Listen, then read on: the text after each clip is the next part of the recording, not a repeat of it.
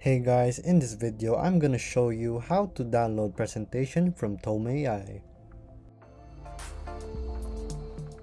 So basically to download your presentation here from Tome AI, here I'll show you how to do it. So here we'll have our own type of presentation. So I have selected this one. So I have a sales pitch. So let's try to edit it for a while. So let's just go with a random word right here that we'll just have to place for a while. So pretend we're editing our templates and you want to download it. So right here to download it from your Tome AI, your presentation, just head on to the top right corner. As you see these three dots right here, as you can see, press that, and then here you will have to do export to PDF.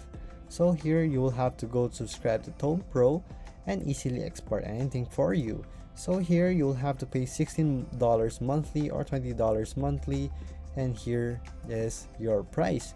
So to just download this you have to upgrade. That's just the downside of using Tome AI. So you can actually do this on your own.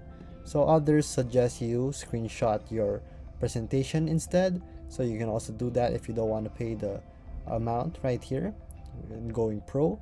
So there you go guys. If this video was helpful, please hit the like button and don't forget to subscribe.